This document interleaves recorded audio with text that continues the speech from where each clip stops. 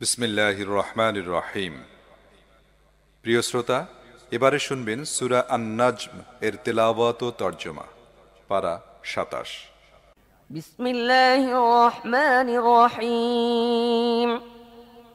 والنجم إذا هوى ما ضل صاحبكم وما غوى وما ينطق عن الهوى إن هو إلا وحي يوحى علمه شديد القوى ذو مرة فاستوى وهو بالأفق الأعلى ثم دنا فتدلى فكان قاب قوسين أو أدنى فأوحى إلى عبده ما أوحى ما كذب الفؤاد ما رأى أفتمارونه على ما يرى ولقد رآه نزلة أخرى عند سدرة المنتهى।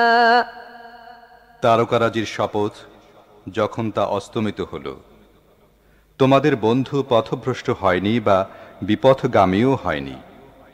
সে নিজের খেয়াল খুশি মতো কথা বলে না। যা তার কাছে নাজিল করা হয় তা ওহী ছাড়া আর কিছুই নয়।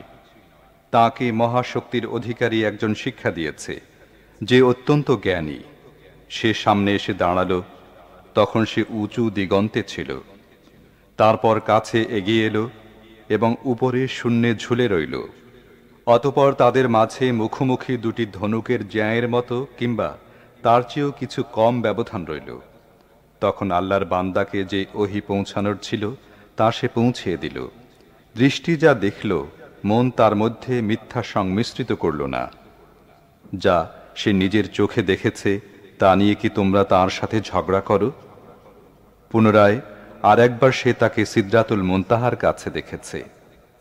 عندها جنة المأوى إذ يغشى السدرة ما يغشى إذ يغشى السدرة ما يغشى ما زاغ البصر وما طغى لقد رأى من آيات ربه الكبرى أفرأيتم اللات والعزى ومناة الثالثة الأخرى ألكم الذكر وله الأنثى تلك إذا قسمة ضيزى إن هي إلا أسماء سميتموها أنتم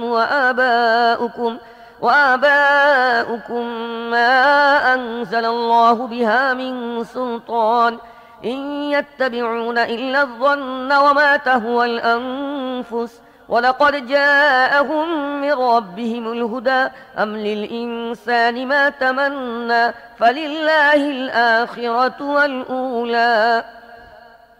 যার সন্নিকটে জান্নাতুল মাওয়া অবস্থিত, সে সময় সিদরাকে আচ্ছাদিত করছিল এক আচ্ছাদনকারী জিনিস।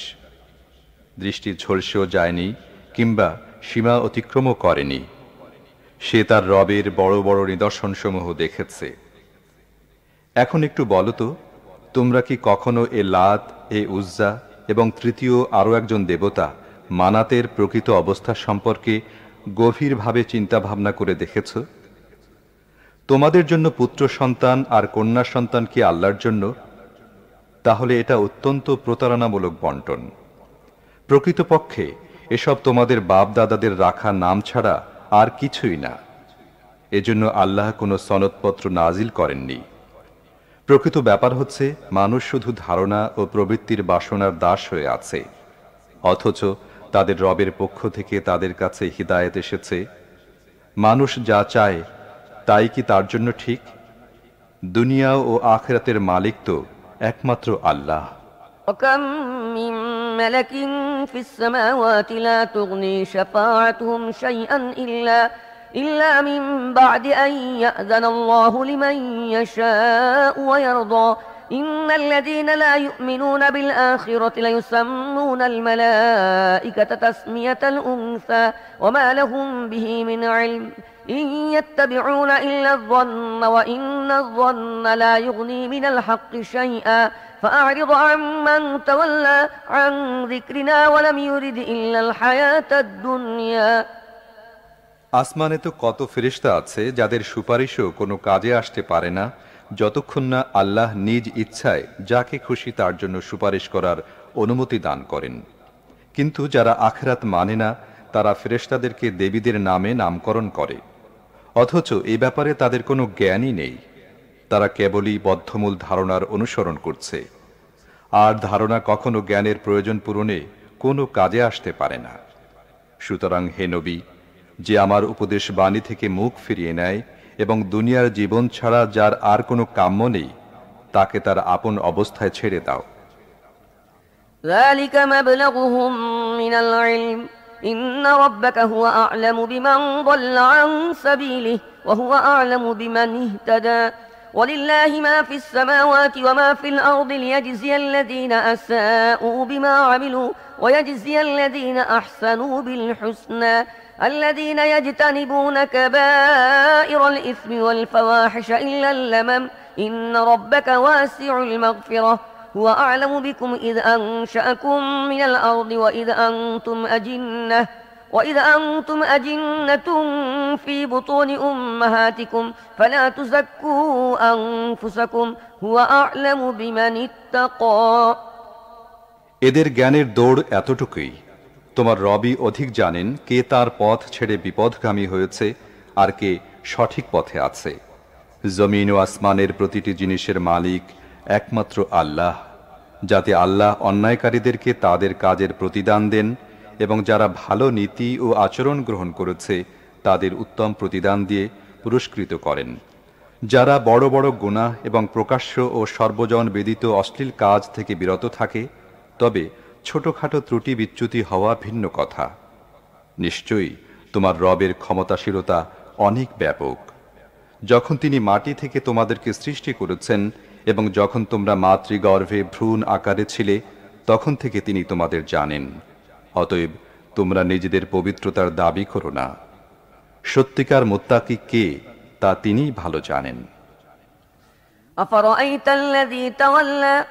أفرأيت الذي تولى وأعطى قليلا وأكدى أعنده علم الغيب فهو يرى أم لم ينبأ بما في صحف موسى وإبراهيم الذي وفى ألا تزر وازرة وزر أخرى وأن ليس للإنسان إلا ما سعى وأن سعيه سوف يرى ثم يجزاه الجزاء الأوفى হে নবী, তুমি কি সেই ব্যক্তিকে দেখেছ যে আল্লাহর পথ থেকে ফিরে গিয়েছে এবং সামান্য মাত্র দিয়ে ক্ষান্ত হয়েছে? তার কাছে কি গায়েবের জ্ঞান আছে যে সে প্রকৃত ব্যাপারটা দেখতে পাচ্ছে? তার কাছে কি মুসার সহিফাসমূহের কোনো খবর পৌঁছেনি? আর আনুগত্যের পরম পরাকাষ্ঠা দেখিয়েছে যে ইব্রাহিম তার সহিফাসমূহের কথাও কি পৌঁছেনি? একথা যে কোনো বোঝা বহনকারী অন্যের বোঝা বহন করবে না, একথা যে মানুষ যে চেষ্টা সাধনা করে তাছাড়া তার আর কিছুই প্রাপ্য নেই, একথা যে তার চেষ্টা সাধনা অচিরেই মূল্যায়ন করা হবে এবং তাকে তার পুরো প্রতিদান দেয়া হবে। وأن إلى ربك المنتهى وأنه هو أضحك وأبكى وأنه هو أمات وأحيا وأنه خلق الزوجين الذكر والأنثى من نطفة إذا تمنى وأن عليه النشأة الأخرى وأنه هو أغنى وأقنى وأنه هو رب الشعرى وأنه أهلك عادا الأولى وثمود فما أبقى এ কথা যে শেষ পর্যন্ত তোমার রবের কাছেই পৌঁছতে হবে, এ কথা যে তিনি হাসিয়েছেন এবং তিনি কাঁদিয়েছেন, এ কথা যে তিনি মৃত্যু দিয়েছেন এবং তিনি জীবন দান করেছেন, এ কথা যে তিনি পুরুষ ও নারী রূপে জোড়া সৃষ্টি করেছেন এক ফোঁটা শুক্রের সাহায্যে যখন তা নিক্ষেপ করা হয়, এ কথা যে পুনরায় জীবন দান করাও তাঁরই কাজ, এ কথা যে তিনি সম্পদশালী করেছেন এবং স্থায়ী সম্পদ দান করেছেন, এ কথা যে তিনি শেরার রব, আর এ কথাও যে তিনি প্রথম আদকে ধ্বংস করেছেন এবং সামুদকে এমনভাবে নিশ্চিহ্ন করেছেন যে কাউকে অবশিষ্ট রাখেননি। وقوم نوح من قبل إنهم كانوا هم أظلم وأطغى والمؤتفكة أهوى فغشاها ما غشى فبأي آلاء ربك تتمارى هذا نذير من النذر الأولى أزفت الآزفة ليس لها من دون الله كاشفة أفمن هذا الحديث تعجبون وتضحكون ولا تبكون وأنتم سامدون فاسجدوا لله واعبدوا তাদের পূর্বে তিনি নূহের কওমকেও ধ্বংস করেছেন, কারণ তারা আসলেই বড় অত্যাচারী ও অবাধ্য লোক ছিল। তিনি উল্টে দেয়া জনপদকেও উঠিয়ে নিক্ষেপ করেছেন, তারপর ওইগুলোকে আচ্ছাদিত করে দিল তাই যা তোমরা জানো যে কি আচ্ছাদিত করেছিল। তাই হে শ্রোতা, তোমরা তোমাদের রবের কোন কোন নিয়ামতের ব্যাপারে সন্দেহ পোষণ করবে? এটি একটি সাবধান বাণী, ইতিপূর্বে আগত সাবধান বাণীসমূহের মধ্য থেকে। আগমনকারী মুহূর্ত অতি সন্নিকটবর্তী হয়েছে, আল্লাহ ছাড়া আর কেউ তার প্রতিরোধকারী নেই। তাহলে কি এসব কথা শুনেই তোমরা বিস্ময় প্রকাশ করছ? হাসছ কিন্তু কাঁদছ না, আর গানবাদ্য করে তা এড়িয়ে যাচ্ছ? আল্লাহর সামনে মাথা নত করো এবং তাঁর ইবাদাত করতে থাকো। শুধু শ্রোতা, এই সূরায় একটি সিজদার আয়াত রয়েছে, অনুগ্রহপূর্বক সিজদা করে নেবেন।